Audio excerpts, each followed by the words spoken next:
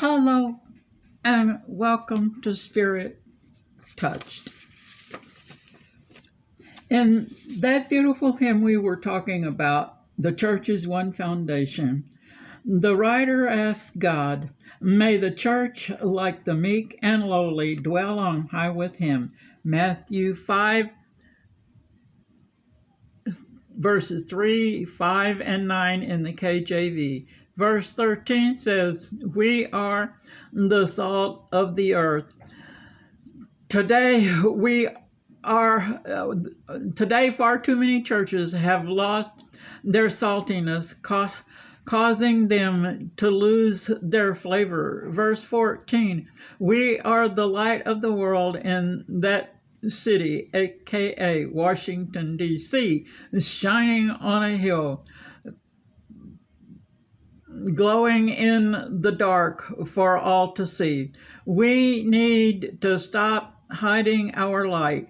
It needs to keep shining for the world to see so that it can praise our Heavenly Father God. Remember, you can't be a beacon if your light don't shine. Let's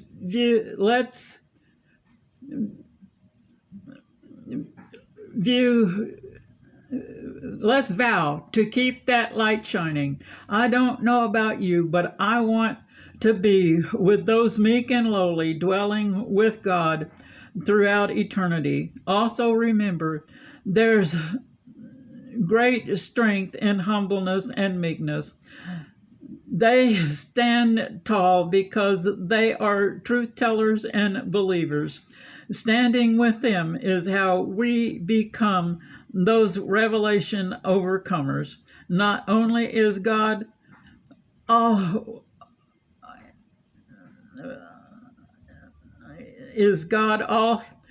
he says he is, all hearing, his all-hearing bionic ears hear every word, and he doesn't like a lot of what those ears are hearing. That's why it's time to clean up our speech so that it pleases him.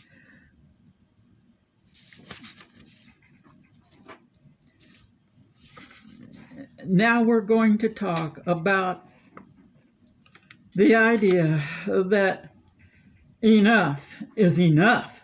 The choice is simple. Do we want to remain a democratic republic or become a dictatorship? Think about it. How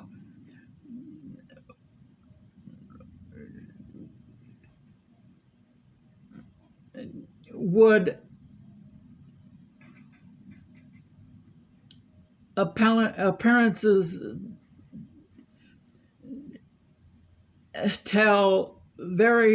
outward appearances tell very little about the truth in our heart. The heart and soul of America is at stake. It's time to stand for the pure, unadulterated expression of God's truth. Mr. Bonhoeffer wrote, the darkness of intolerance and ignorance is more dangerous than the darkest night. He was so right. You can burn books filled with the truth and wisdom, but you cannot erase that truth and wisdom from the minds of those who have read them. These are the words of a Jewish playwright, Mr. Heine. Where they burn books, in the end, they will also burn people. Those words were written not long before the Holocaust.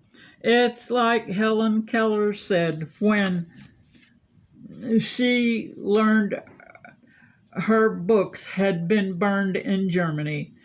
History has taught one thing: if you think you can kill ideas, then she quoted Psalm 121:5 and Matthew 18:6. Yes, she was blind, but her spirit eyes were wide open. Those who do not stand up and oppose oppression aid and abet it. If you don't believe the Holocaust really happened, or you don't think it can't happen in America, I suggest you read The Hiding Place by Corrie ten Boom, along with her other books, and The Diary of Anne Frank. Then have your granddaughters and daughters read them. I have read the books by Brock and Brody Thane about Israel between 1932 and 1948.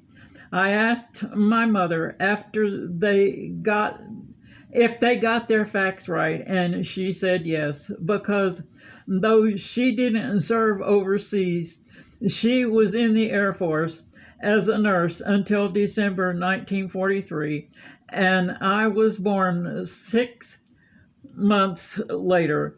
My dad began his service in mid-1941.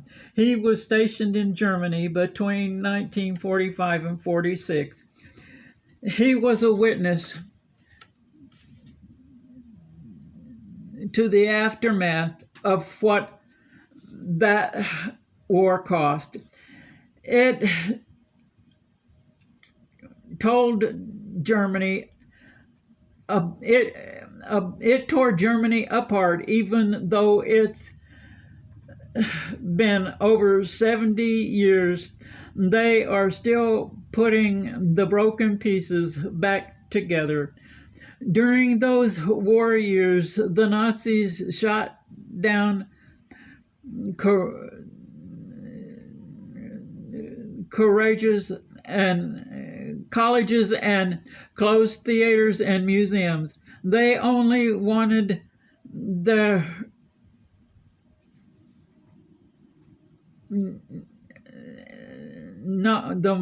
known truth. They didn't want anything they were doing to get into the newspapers or on the radio. They wanted total control.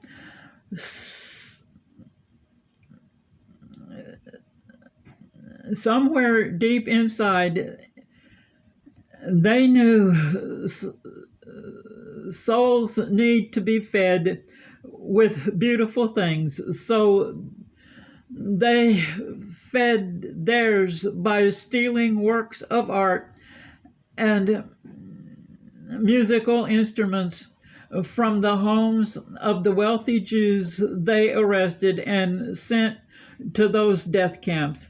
And one of them, there was a lady prisoner who had been a concert violinist, so they kept her alive and made her play for the warden and other staff members. They are still in the process of finding what remains of those stolen paintings and other artworks, so they can be returned to the museums or the family members.